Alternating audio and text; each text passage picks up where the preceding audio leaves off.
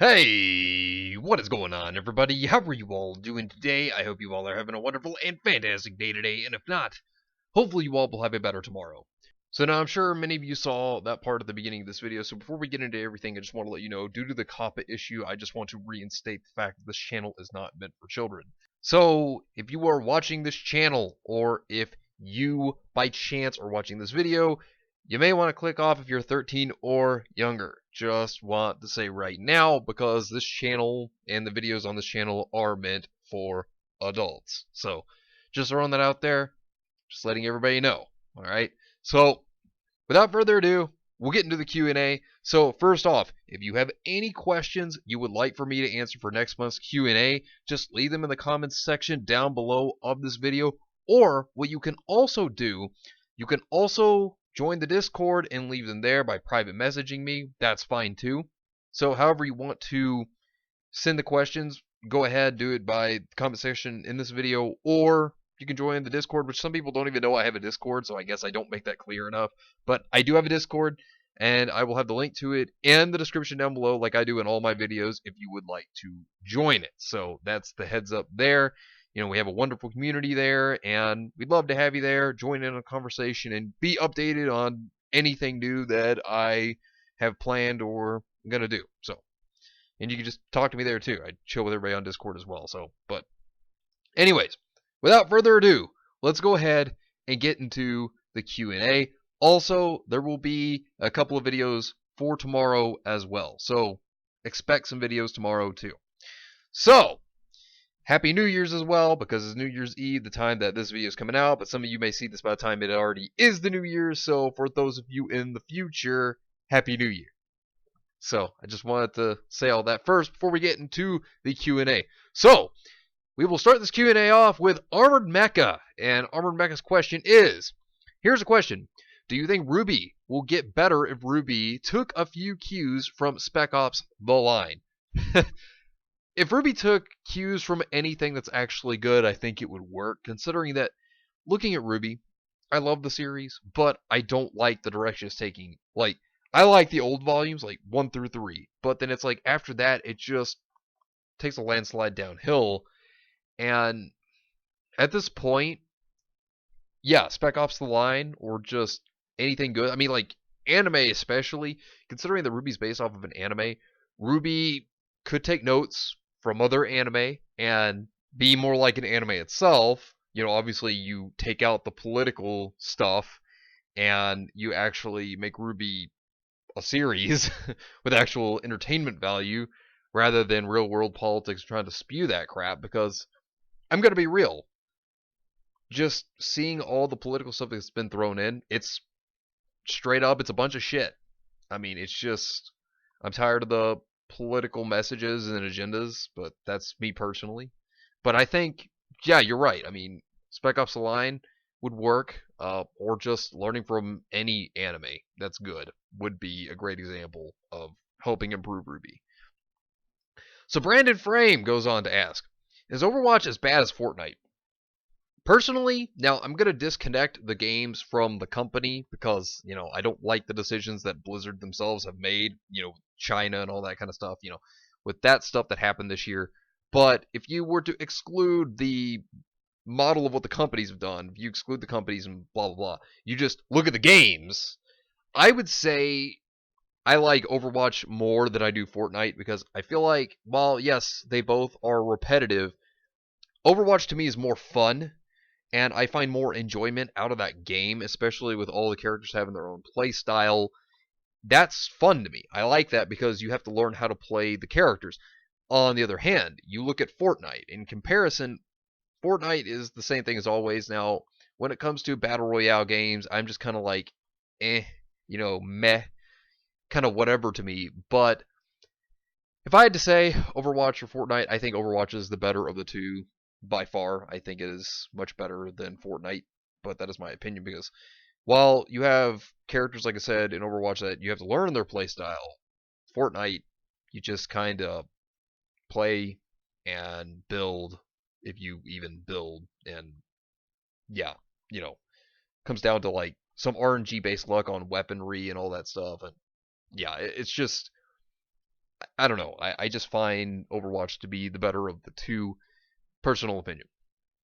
So Brandon then goes on to ask, I've been watching a lot of Dark Matter 2525's videos and thought about the Brother Gods. What would you think of one of the characters questioning their ways and choices? I'm surprised that the end of Volume 6 didn't even have them reflect on what they learned about the Brother Gods.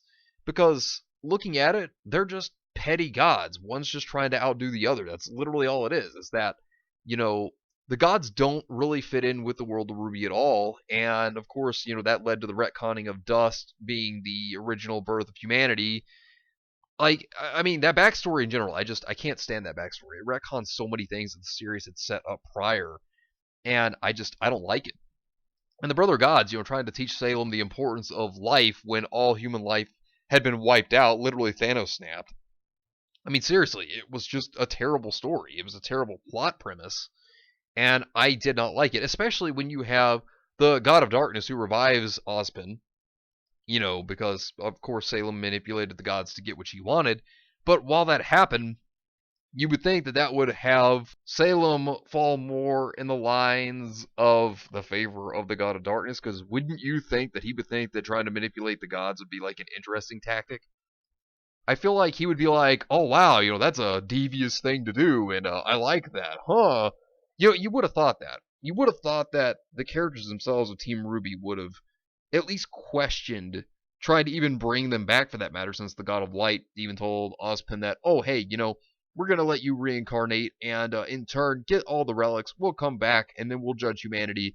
And if you've brought humanity together, then we'll live in peace with you. But if you have, a divided structure upon the world, then we're just going to Thanos snap everyone out of existence again and say, screw humanity. I mean, that's the sum of what it is. I mean, I don't know how Ruby, or any other character for that matter, that knows the backstory, how they couldn't just question this and think maybe bringing the gods back and getting all the relics is a bad idea.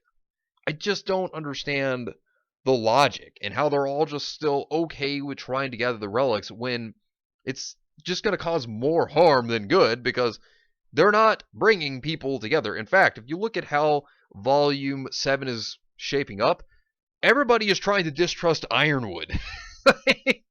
How is that bringing people together at all? I don't know. It's just, if you look at the logic of that, no, bringing back the gods would be a terrible idea.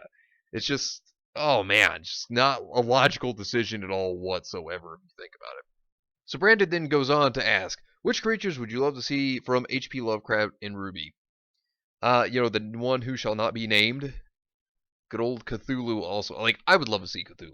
Cthulhu would be the coolest thing. But then again, considering that Grimm are not a threat at all, I feel like they would just make Cthulhu a Grimm just to look cool, and then they would just completely just destroy the threat level immediately by probably Ruby just eye blasting the thing and it's gone. And then I'd be like, well, yep, this is Ruby, alright. Utter disappointment in terms of the Grimm. Like, I would feel so bad to see that happen. I mean, I'd like to see some casualty actually come from Grimm, and I think that they would be a great choice. But hey, I mean, that's just, it'd be a great choice to actually see them be a threat again, and to make them look cool as well, and maybe even see characters like die from Grimm or have severe casualties occur because of them. I mean, I think that would be great. Like a severe injury happen to somebody because of a Grimm. Like, that would be actually really cool to see, but I don't think they'll ever do that, sadly enough. Brandon Frame then goes on to ask, you have Discord? Yes, I do. So apparently I have not been good enough, I guess, at explaining that I have a Discord. So if you want to join the Discord, the link is in the description down below. So, if you do want to join in on the conversation, I also leave updates on things. So, and I talk to people there and just chill there sometimes as well. So, if you would like to just hang out, join the community, it'd be great. We have a great community there. And so, it'll keep you updated on things as well. So, if you want to join, links in the description down below.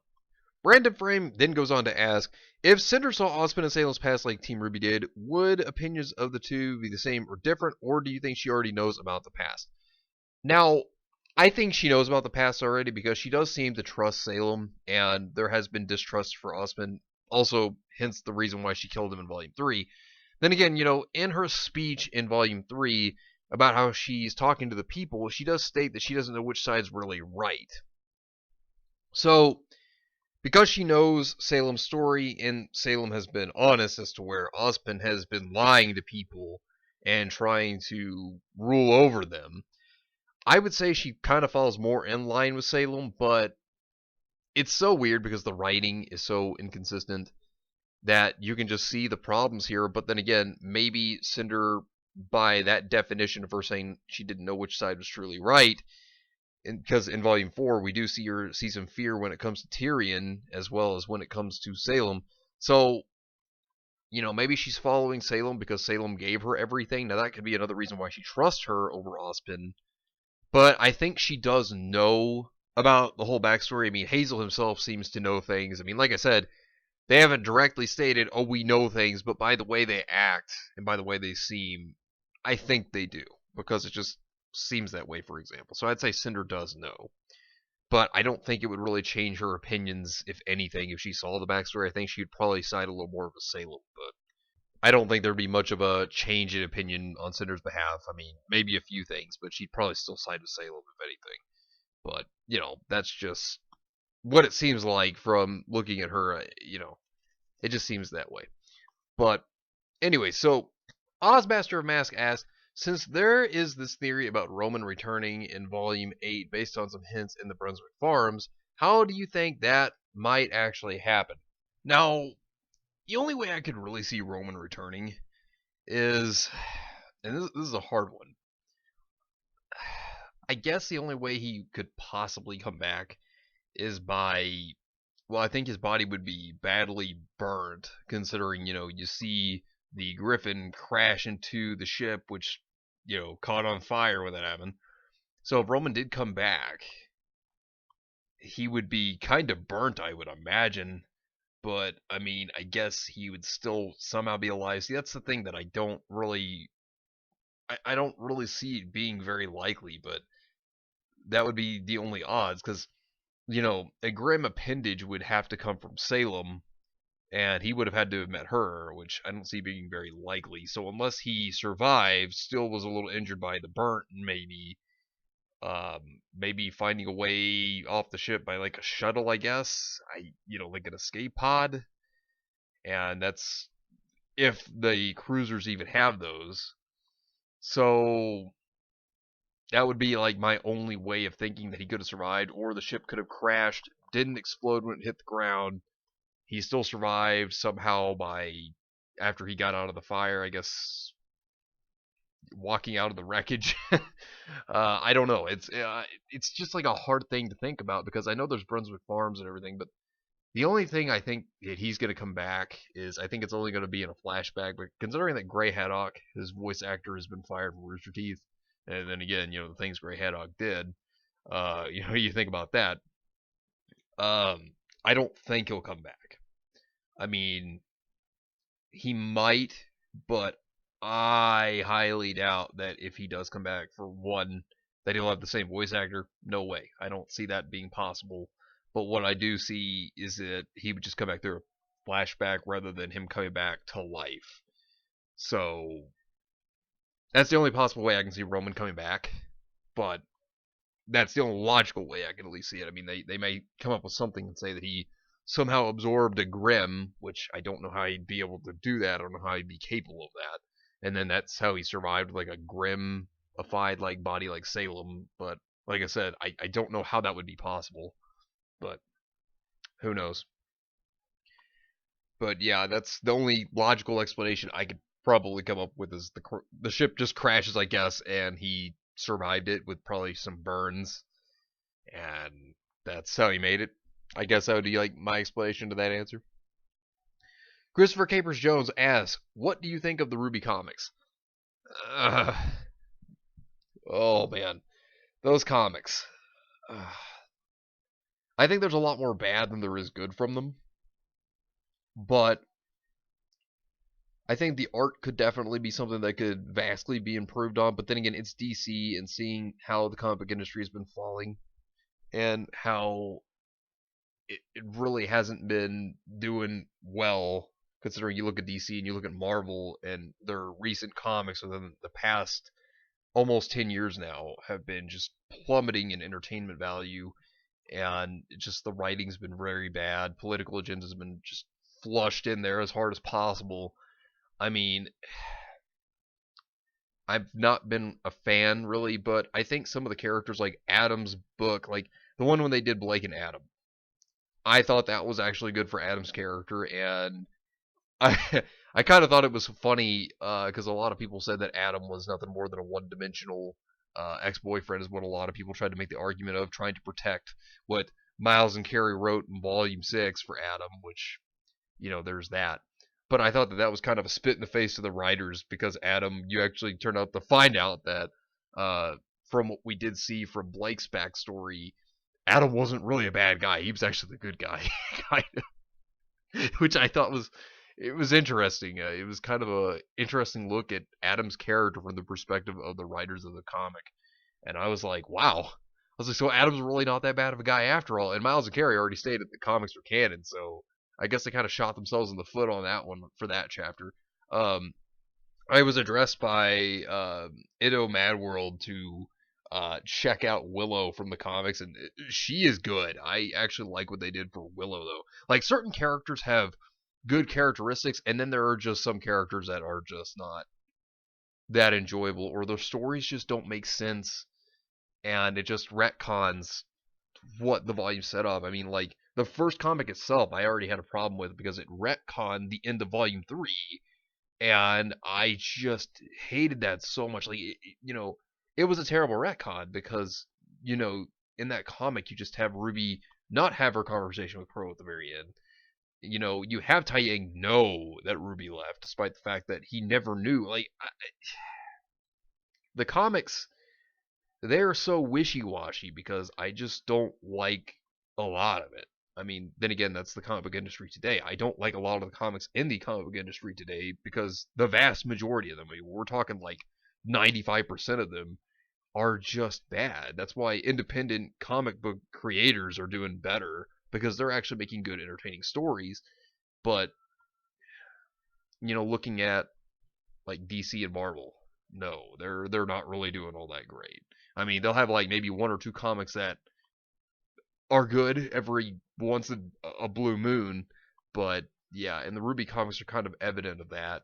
But there are times to where the Ruby comics have some okay material. I mean, it could be written better, but it could be written worse. But the art, I think, is probably one of the worst factors, because I think the art could definitely be better.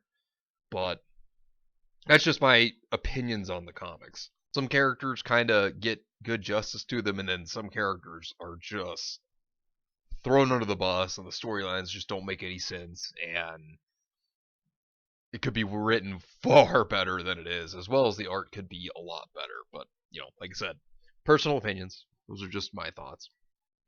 But, alright, so moving on to the next question. Ian Kreider asked, who are your top 3 video game villains?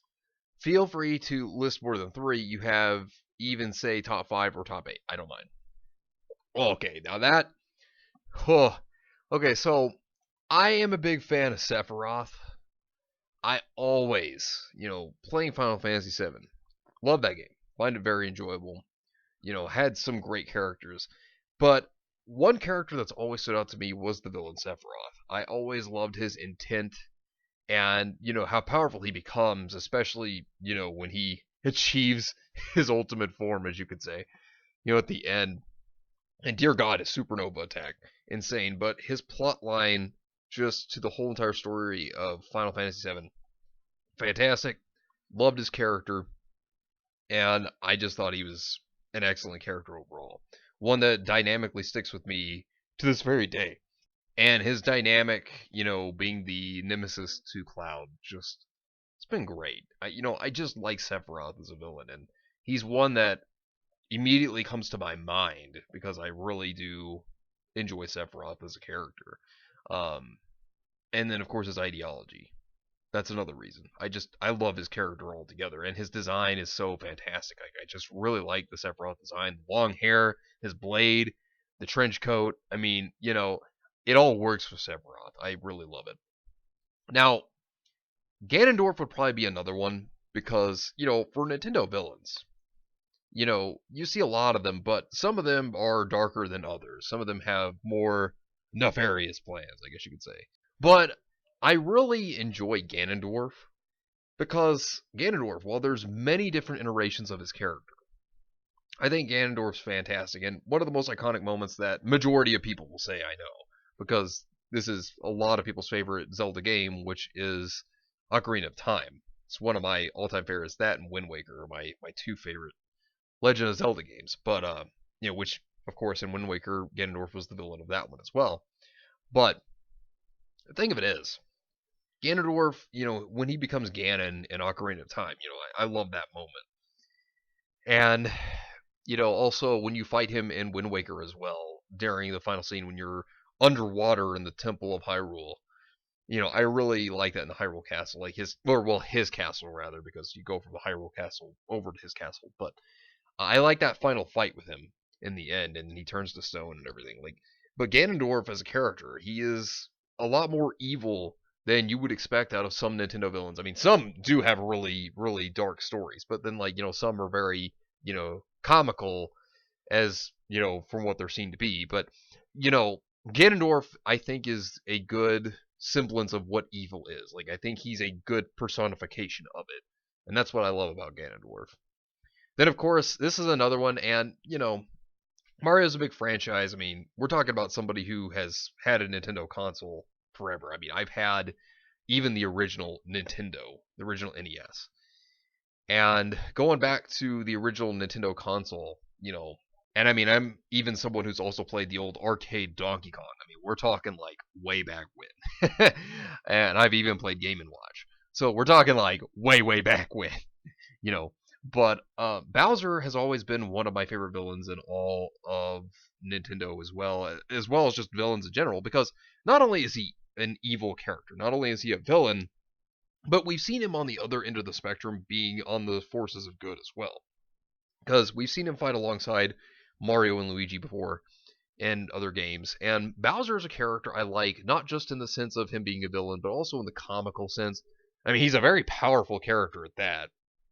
And I've always liked Bowser. I mean, he's got that whole mentality of, oh, capture the princess stuff. But, you know, not just looking at that, but you look at how Bowser has played such a big role within the Mario franchise. I've always liked him. I've always liked Bowser. I mean, he can be a funny villain as well as he can be a serious one. I think one of the best iterations of Bowser's character and kind of learning more about him was actually in Paper Mario. I really liked that version of Bowser as well as Paper Mario and the Thousand Year Door. Those are like the two versions of Bowser I really enjoyed, and they were just really fun. And, to this very day, he's just a villain that I have always loved and still do. Another video game villain, which this would be like a fourth one. Like I said, none of these are in specific order, but I like Nightmare from Soul Calibur because I am a hardcore Soul Calibur fan. I love Soul Calibur since Soul Edge. I mean, that was the first game, and it was arcade. And Nightmare, fantastic villain. Always liked him. And, he is definitely another good, kind of like Ganondorf. He's also another good variation of the personification of evil because, the blade itself possesses the wielder and then, goes from there until it just tries to destroy everything because that's the whole point of Nightmare, which I love Nightmare. Nightmare has always been great. I even like what they did with Nightmare in Soul Calibur 6 when they rebooted the franchise. It's he's a character that I really enjoy, and his story, was good. I like Siegfried as well as a character, and Nightmare is just great. And he's one of the most recognizable characters from Soul Calibur as well. But I mean, there's many other villains I could probably come up with. But those are the ones off the top of my head that are villains I really would say that I enjoy the most. But that's just my opinion. But yeah, very good question. Next question is from Assault Shaker. Here is my question for the next Q&A. My question is, what are your favorite metal genres and what are your 10 most favorite bands, and can you explain as to why? So, when it comes to metal, I really just like a lot of metal. I really like heavy metal, but that's just a personal opinion. Um, Bands, in terms of which bands I do like Slayer. I like Iron Maiden. Iron Maiden, I really like a lot of their music. I mean, it's really good. Their music can really speak to the soul, I think, in terms of metal. I really enjoy Megadeth and Black Sabbath. Okay, so one thing about Black Sabbath, I enjoy their music, and it is fantastic. Lead singer, very good. I love it. But here's one thing I will say about Black Sabbath. I love the reference to Black Sabbath in JoJo's Bizarre Adventure Part 5 because, Rocky, I don't know if some of you may know, some of you may not. But if you did not know, Rocky did like, and he still does to this very day, like Western culture. And so he makes references to a lot of things, one of those being music, which I'm sure many of you knew that by now. But Black Sabbath, that stand in JoJo's Bizarre Adventure Part 5, in Vento Arreo, or as you know, the anime Golden Wind, uh, I love the reference to Black Sabbath because the stand Polpo has, which is Black Sabbath, oh man, that was metal. Now, you want to talk about giving a stand justice. Making Black Sabbath what it was justice, because you want to talk about a hardcore metal band. That was definitely Black Sabbath. And that's one of the best references I think Araki ever made, was Black Sabbath. Love it. I'm also a fan of Motorhead. I really enjoy Motorhead. I love Amon Amarth. Amon Amarth is one of my all-time favorites. One of my favorite songs they ever did was Death by Fire. Love it. I do like Death. Death is good too. Opeth is also another good one. Now, one of my all-time favorites is Metallica. I mean, I love Metallica to death. Enter Sandman. It's one of my favorite songs that they ever had. Um, and I've always enjoyed Metallica. I mean, I just say that because Metallica was actually the very first metal band I actually ever got into. And, they've been around since 1981. And, I mean, they've been around for a while. And we're talking almost 30 years. So, they've got a long history. And I really enjoy Metallica. But, I'm trying to think of others as well. Oh, man. Behemoth is also good. I do like Behemoth. And I'm just trying to think of others that I might like. But metal's been one of my favorites. Some people that knew me that they were like more into like country and stuff. And I've never been much of a country fan personally, but that's just me. If you like country, that's fine. Nothing wrong with that. It just comes down to a person's preference. But they thought I was crazy for liking metal, and I was like, dude, I like this stuff. And it just comes down to preference. But those people, they looked at me like I was insane. Like, why do you like metal? Like, there's something wrong with you. And I'm over here like, comes down to preference. You like it, then you like it. If you don't like it, you don't like it. There's nothing wrong with that. But you know, but if there's anything else I can come to mind for me, I'll definitely bring it up. But like, those are the ones that come off the top of my head in terms of metal bands that I like, and. But yeah, that's just my thoughts on that one. So, moving on to the questions on Discord. So, let's take a look at those, starting with Rally Monkey. And Rally Monkey asked, who is your favorite character in Girls und Panzer, and why? I actually like Miho. She's actually my favorite because I feel she's very relatable. And not only do I relate to her character a lot, but I like how she is a strategist and she uses the Panzer IV. I mean, the Panzer IV was one of my favorite tanks. I really enjoy it. But like, when it comes to her character, I think she's a sweet character, and I think that she's a very, very smart character because her strategies, especially whenever they go up against the Russian team, I love how they won. I really enjoyed that. And, I gotta say, Girls in Panzer, love that series, and Miho is definitely my favorite. But, like I said, that probably sounds like a very generic decision of which character I like, but it's just it's my favorite character in Girls in Panzer. So Allies87 asked, what's your favorite Star Wars movie? I can tell you what it isn't. Any of the trilogy saga.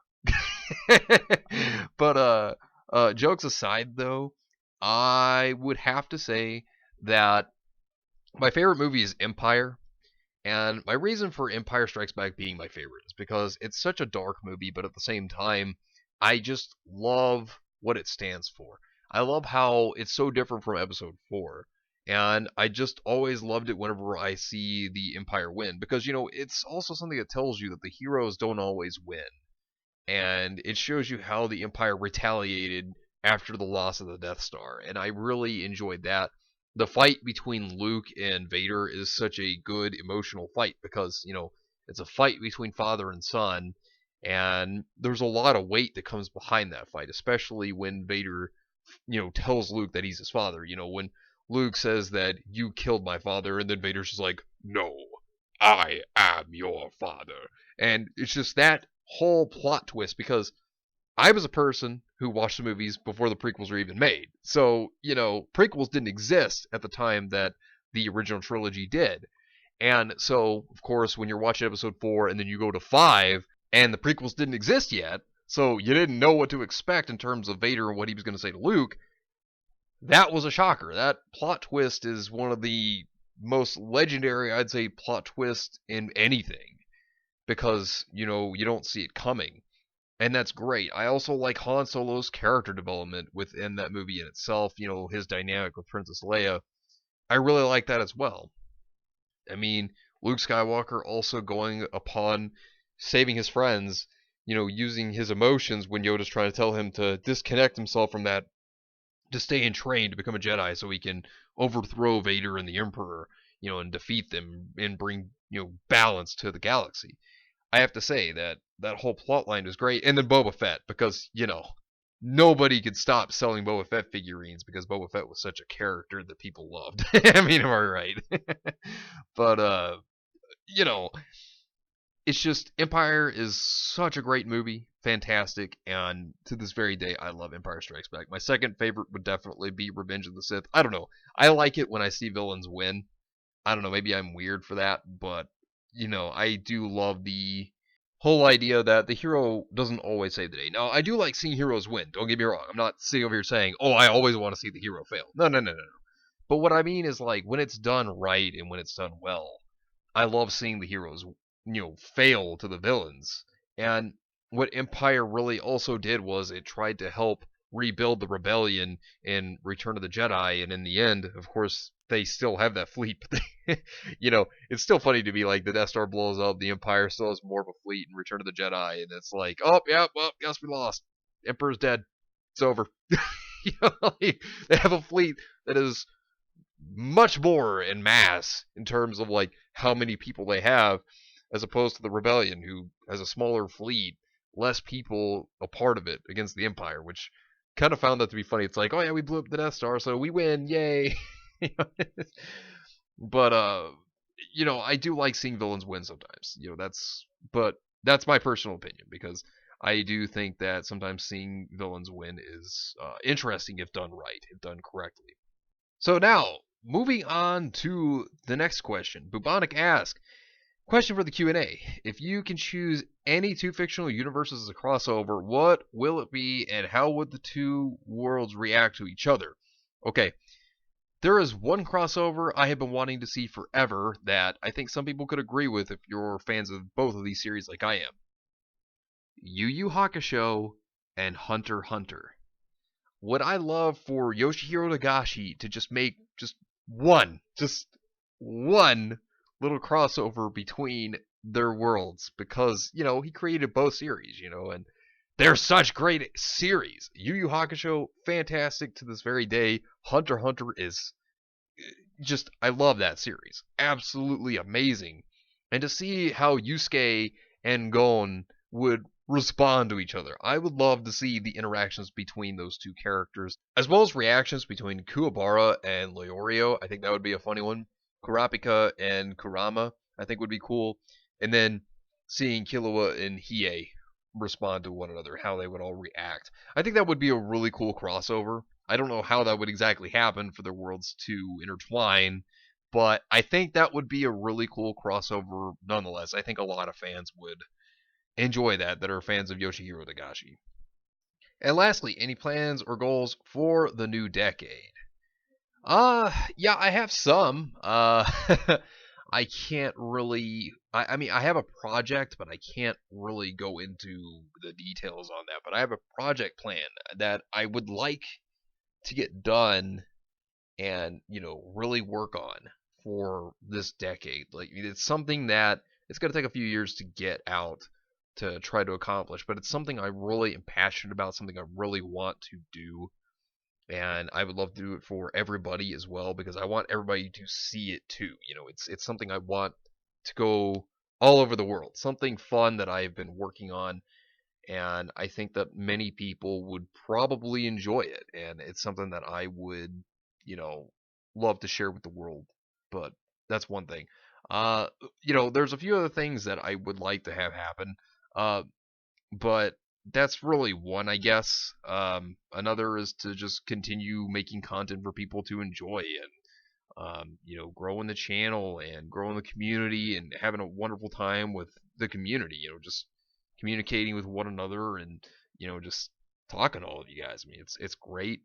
It's like a family in a sense, and I just enjoy all of you. You all are excellent, and the support you give, is astronomical. I just appreciate all the support all of you give, and all of you are fantastic people, and I just enjoy talking with all of you. But yeah, I mean, I don't know. I mean, there's just so many things I could mention, but I don't know. I guess the number one thing is to really kind of work on the project that I guess want to take off and get places with. So I guess that would be like one of the biggest priorities on my list of things to work on. So the next question is by Foster Jaeger, and he asked for Q&A. What was in the bag that Ruby bought in the beginning of Volume 6? Also, what do you have planned for the fast approaching off season? So in the bag, I don't know. Maybe gingerbread cookies. I don't know. Maybe some kind of food or sweet. Maybe I don't know, the head of a Grim. No, no, I'm kidding. But even though that would never work, considering the Grim would have dissolved by that time. But I don't know. It's something that seemed like was exciting Yang, but I have no idea what that could have been. I think that's a question that anybody would ask. So it's in the box, except for it's more like what's in the bag. But yeah, I don't know. That's a good question. I am very unsure. Very unsure. So going on to the Floof artist. Floof asks, do you prefer fluffy ears or fluffy tails? Good question. I think the ears. I think ears are cute on certain characters. So I would have to go with ears, although fluffy tails are nice. But I would have to probably say, yeah, I would go with the ears. When was a time that you watched a particular piece of media and felt genuine or raw emotion out of it and really connected with it? Was it something you expected or didn't expect? What piece of media was it? Oh, that's a good question. Um, when it comes to media, like man, one time, well, it was last year. This wasn't more so entertainment as it was actual real life. Um, when Stan Lee died, I cried. That straight up destroyed me because I looked up to Stan Lee, still do to this very day.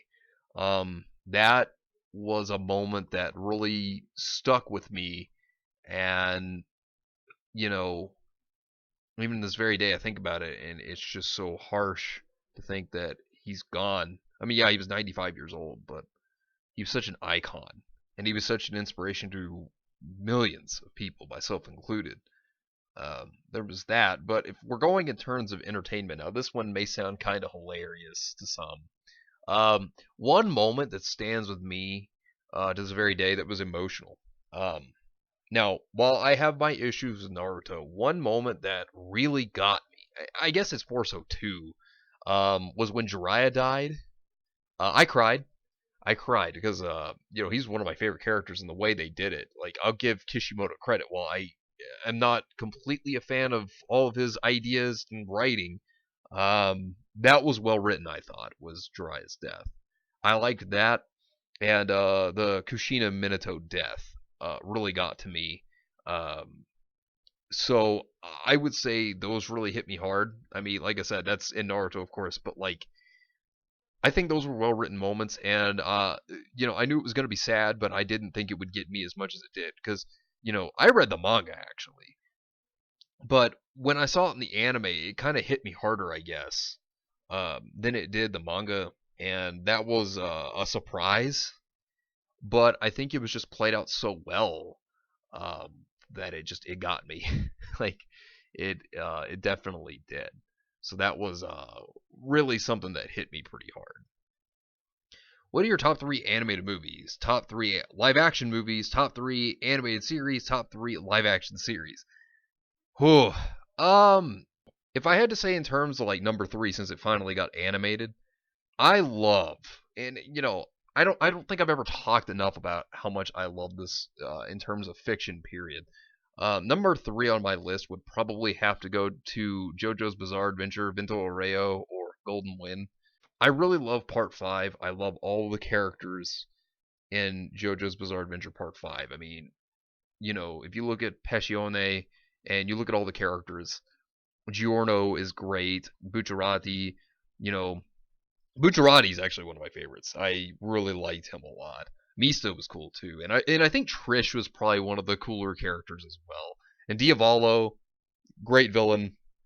Good God, what happened to him in the end? That would be the worst nightmare ever for anyone. But I have to say, the whole story of Golden Wind or Vento Arreo, whichever you go by, like I said, I go by the manga because I'm so used to that. But yeah, I have to say Part Five of JoJo. Um, my second favorite would probably be Steins Gate because, oh Lord, Steins Gate. It takes you for a loop, and I love it. I can never get enough of Steins Gate. And also Kurisu Mikize, best waifu. Fight me. You can argue that with me all you want. She is fantastic. Love her to death. But, personal opinion. But yeah, love her character to death. And I guess my number one falls upon Code Geass because I just adore that series to death. I don't know. I've always been a hardcore fan of Code Geass, and to this very day, I can't help but love it. I just love Lelouch's character. He is fantastic. C2 and Colin as well. Great characters. I just really enjoy a lot of the cast of that series as well. Their characters are great. I mean, just I just love Code Geass. I can't say it enough how much I really love that series, and the whole plot Lelouch has in the end is phenomenal, and I find that to be the best ending in anime ever. But that's my personal opinion. But you know, yeah, it's fantastic though. I mean, it's crazy, but that's just a personal opinion of mine. When it comes to live action series, um, now this is one of my all-time favorites. Loved it. I got into it kind of late though. I didn't get into it like right away. I got into it at during season 5 actually. Was Scrubs.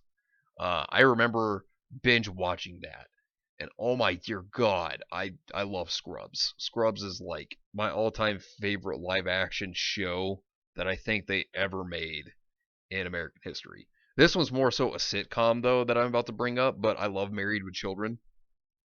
I mean that's hilarious. And I'm not a sitcom person. I'm really not. But like Married with Children just struck home with me, and I love it. Like I just straight up love it. Um, but yeah, that's another one is Married with Children. Uh, I'm trying to think is when it comes to like live action stuff, there hasn't been as many. Um, I mean, I can name off two. I don't. I feel like I'm gonna forget one, but I can't think of a third at the moment. I feel like it's gonna kill me because I feel like there's gonna be something, but I can't seem to think of it at the moment. But in terms of movies, now I can name off movies because there was like 2 years of my life where I binge watched movies. Not even kidding. Not even kidding. Um, my last 2 years of high school, I was just watching movies because I was homeschooled. So there was a lot of me just watching movies in that time as well as anime and stuff.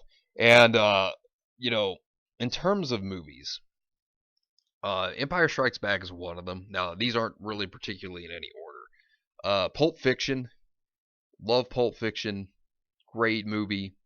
And let me see, because there's so many movies I've seen that I could choose from that are just so good. I've always liked Terminator 2. I mean, I think it's the best in the entire franchise. And then, of course, you have Woke Fate, the destroyed Terminator. But then again, anything after Terminator 2 was just awful, anyways. But Terminator 2, I think, was probably another one because, good God, fantastic movie. Um, Now, animated series, like when, or well, animated movies, sorry. Um, Anime movies.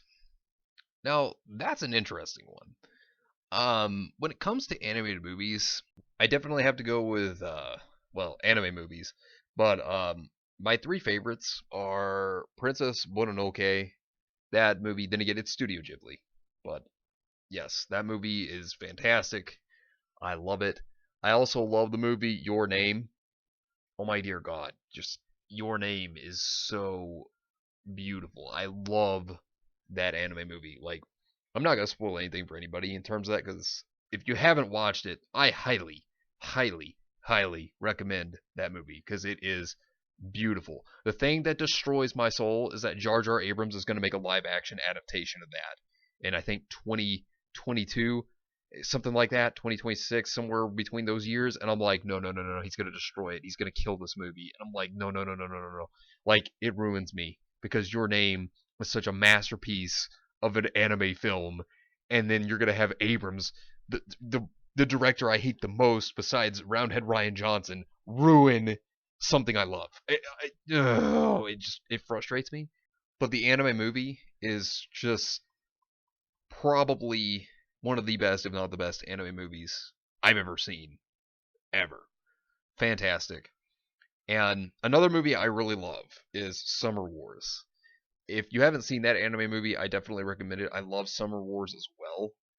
That is a fantastic film that I really, really enjoy also. Like, those are my three animated films that I would say I love to death. That every time I watch them, I am so happy when I like they bring joy to me. Like, I don't know, I love watching those movies. So then, Flu's next question is, which of my named character designs that I've drawn did you like the most? What was it about them that made you prefer them over the others? I really liked Pandora. I think that you made a really excellent design with Pandora. I mean, the fact that she's small and cute and the whole concept there, I really like that. Vesta and Wisteria, I really like them as well. Now, I think that Vesta has a really good design overall because I just love the way that she looks. I think she has a great look. Also, her hair and her ears look really adorable. And then Wisteria, I just think that the design that you came up with for her fits her character. And like I said, I like the attire she wears. I think she just looks, like I said, I think she looks really beautiful. Like, I really like her character personally. But overall, yeah, I do like those characters the most. I think that they stand out to me because you've kind of gone more in detail with them as well, their characters. So that's kind of another thing that stands out to me with them as characters because, it's not just the looks, which I do like the looks to them. And then, their characteristics kind of bring them more to life in my mind, which I really like them a lot.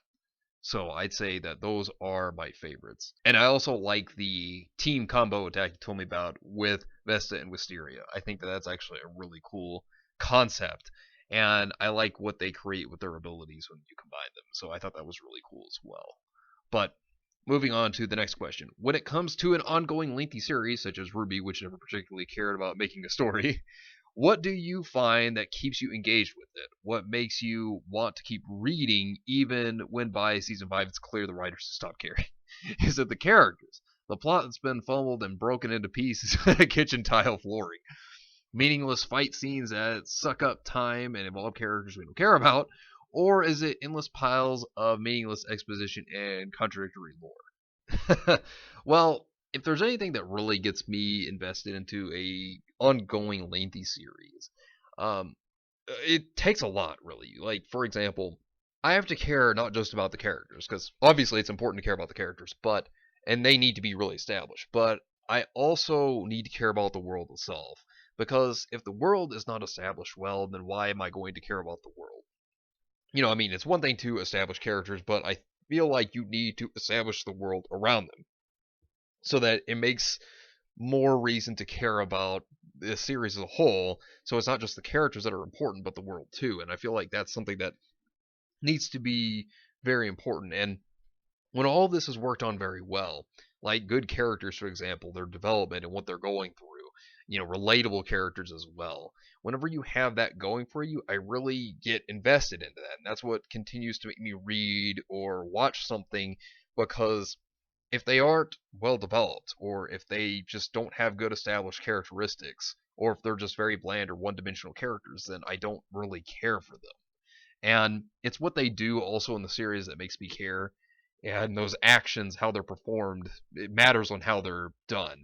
Because I mean, if they're done poorly, then you're not going to care. But that's something that is important to me in terms of what makes me continue with a lengthy series. If it's written out well, if the characters are well developed, like if you have established a character's personality, their story's starting to go by great, then yeah, that's very important to me, and that's what will keep me going, as well as the world itself, and trying to get the audience to better understand the world. Not just like, oh, let me hold your hand through it, but like explaining it to the characters themselves, which is then thus also explaining it to the audience in a good way.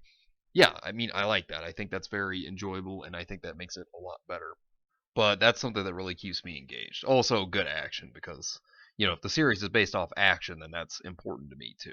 I mean, if it's not, it just needs to be well written in terms of whatever genre it's based off of. But if it's an action series, for example, the action has to be good too. And I think power scaling needs to make sense, because when power scaling kind of goes all over the place, like a character that's established as a weak character goes up against someone that's extremely super powerful beyond reasoning, and then that weak character out of nowhere is able to just completely stomp a mud hole and that character's ass out of nowhere. I'm just like, okay, sorry, that doesn't make any sense. How did this happen? Like, with no explanation or anything like that. Yeah, then I'm just like, okay, that's frustrating, and that could be a lot better. But it comes down to the genre, the characters, the world. If it has action in it, then how well the action's done. And if it doesn't even have action, whatever the genre's based off of, it just depends upon how well it's thought out, how well it's written, how well the plot points are. I mean, it needs to make its audience care enough. And there has to be passion in it as well, because, if they aren't passionate about it, then they're not going to write a good series, and then you're just not going to care about it. Because I know that if a writer doesn't have passion for what they're writing, then it's going to flop, and it's not going to be as good as some people would want it to be.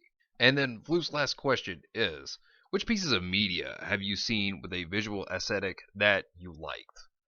Oh, now that's a good one. I think one of my favorites that is actually more recent um, was the whole Giorno Gold Experience Requiem change and Golden Win. I think that the anime did that justice, because I love it when he stabs the arrow into himself and gets Requiem. Like, man, just the way his transformation goes with his stand, like just watching Gold Experience become Gold Experience Requiem. I think that was a very beautifully done scene, and then the scene with Diavolo and the moments when everything just reverts back to zero. I just love the way that that sequence is done. That was a beautiful and very well done scene, because I just love the whole how it looks like a just space spy scene. Like, it looks like everything in the background is just space. It looks like a galaxy. And then you just have Diavolo just looking back over and over and over and over again, just in a countless sequence. And I love that scene as well. I mean, just the transformation and then that scene of Diavolo, just seeing everything revert back to zero, was just fantastic. And I love that scene. It's just so good. But those are scenes that really stand out to me. But, anyways, that is all the questions for this week. So I hope you all enjoyed. And like I said, if you have any questions, leave them in the comment section down below to this video. And, either that, or you can leave them in Discord and I will answer them. So, I appreciate each and every one of you. Thank you for your questions. I hope all of you enjoyed. And Happy New Year to all of you. And I hope you all have yourselves a wonderful and fantastic day today. And remember, if today was not a good day, tomorrow could always be better. Take care of yourselves and everyone around you. And have yourselves a good one out there, everybody.